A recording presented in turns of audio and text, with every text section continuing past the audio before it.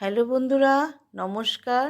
নানান ব্যঞ্জনে আজ তোমাদেরকে দেখাবো একটা সিম্পল সবজি, কিন্তু খেতে খুবই টেস্টি। এখানে আমার একটা ছোট্ট বাগান, এখানে টপের মধ্যে সব গাছ, এই গাছের মধ্যে একটা মিষ্টি কুমড়ার ডগা হয়েছে। এরকম হয় মাঝে মাঝে, তো এখানে একটা ডগা হয়েছে।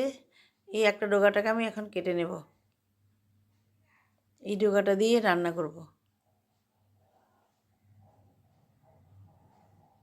এই জবা গাছের ভিতর দিয়ে ডগাটা গেছে, এখন এই ডগাটাকে আমি এখন কেটে নিচ্ছি।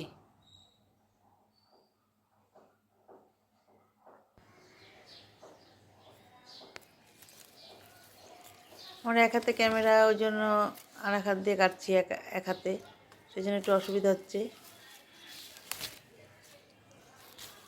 কাটা হয়ে গেছে, এখন এটাকে আমি নামিয়ে নিচ্ছি।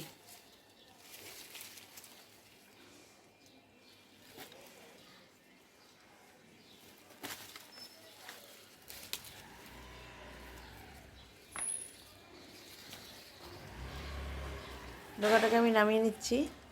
নামিয়ে নিয়ে এটাকে এখন আমি ব্যালকনিতে রেখে দেব। ব্যালকনিতে একটু ঝেড়ে রেখে দিলাম, যদি পিঁপড়া পোকা টোকা থাকে তাহলে বেরিয়ে যাবে। এখন ঘরে এসে আলুগুলোকে সিদ্ধ বসিয়ে দিয়েছিলাম, আর আলুগুলোকে ছুলে নিচ্ছি। আর এখানে মশলা নিয়েছি শুধু পোস্ত, কাঁচা লঙ্কা, তেজপাতা, শুকনো লঙ্কা আর কালো জিরা। আলুগুলো আমার ছোলা হয়ে গেছে, আর ডগাগুলোকে আমি ভালো করে ধুয়ে নিয়েছি, অনেকবার করে ধুয়ে নিয়েছি। পাতাগুলোকে আলাদা করে, ডগাগুলোকে আলাদা করে ভালো করে ধুয়ে নিয়েছি। ধুয়ে নিয়ে এখন তেল বসিয়ে দিয়েছি। এখন তেলের মধ্যে একটা শুকনো লঙ্কা, তেজপাতা ফোড়ন দিয়ে নেব। শুকনো লঙ্কাটা ভাজা ভাজা হয়ে গেলে এখন তেজপাতা দিয়ে দেব। শুকনোটা ভাজা ভাজা হয়ে গেছে, এখন এর মধ্যে তেজপাতা আর কালো জিরা ফোড়ন দিয়ে নিলাম।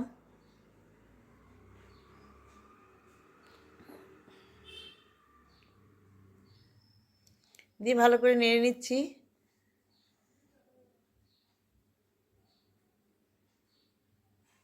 এখন এর মধ্যে ডগাগুলোকে ছেড়ে দেব।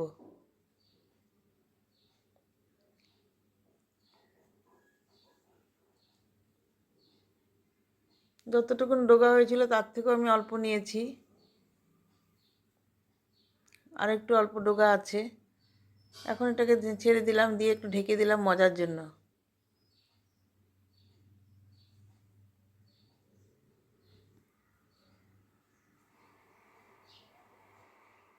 কিছুটা মজে গেছে, এখন ঢাকনাটা উঠিয়ে এর মধ্যে আমি আলু সিদ্ধগুলো দিয়ে দেব। এই ছোটো আলু দিয়ে খুবই টেস্ট লাগে এটা। এত সিম্পল রান্না, কিন্তু এত টেস্ট। একবার খেয়ে আপনারা দেখবেন। এর মধ্যে আপনারা অন্যান্য সবজিও দিতে পারেন, যেমন ঝিঙা, পটল, এগুলো দিতে পারেন, কিন্তু আমি কিছু দিইনি।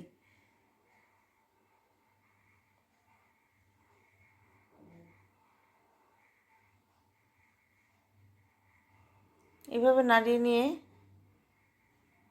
একটু লবণ দিয়ে দিলাম, কারণ লবণটা আমি আগে দিইনি, কারণ আগে তো ডগা আছে, আলুর মধ্যে আলাদা আলাদা দিলে বেশি হবে। এখন একটু হলুদ দিয়ে দিলাম, দিয়ে ভালো করে মিশিয়ে নিচ্ছি লবণ আর হলুদটাকে সবজির সাথে। মিশিয়ে নিয়ে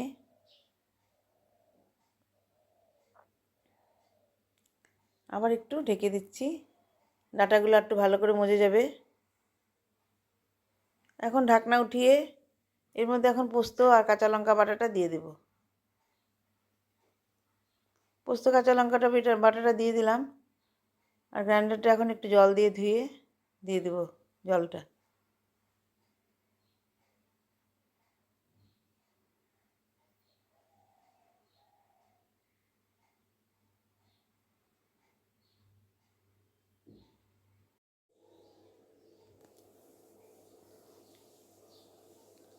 জলটা দিয়ে দিলাম, এখন এটাকে একটু ভালো করে নাড়িয়ে নিব। গরম জল করা আছে, যদি পরে একটু গরম জল লাগে তাহলে আর একটু গরম জল দিয়ে দেব।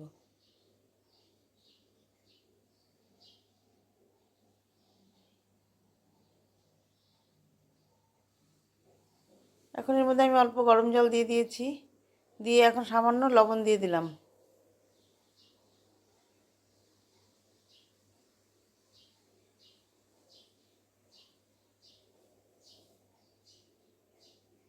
এখন ঢেকে দিলাম। বন্ধুরা, তোমরা এটা বানিয়ে অবশ্যই খাবে এবং আমার পাশে থাকবে এবং কমেন্টস করে জানাবে। এটা অবশ্যই তোমরা খেয়ে দেবে, খুব টেস্ট হয় খেতে। এর মধ্যে তোমরা একটু সবজিও দিতে পারো, অন্যান্য সবজি। যাই হোক, আমার তরকারিটা এখন হয়ে গেল। এখন এর মধ্যে আমি সামান্য একটু চিনি দিয়ে দেবো। যার দরকার সে চিনি দেবে, যার দরকার নেই সে চিনি দেবে না। আমি অল্প একটু চিনি দিয়ে দিলাম। এভাবে আমার আলু পোস্ত তরকারিটা এর মধ্যে ডোকা দিয়ে তৈরি হয়ে গেল। বন্ধুরা, তোমরা সবাই ভালো থাকবে এবং সুস্থ থাকবে এবং অবশ্যই আমার পাশে থাকবে। নমস্কার।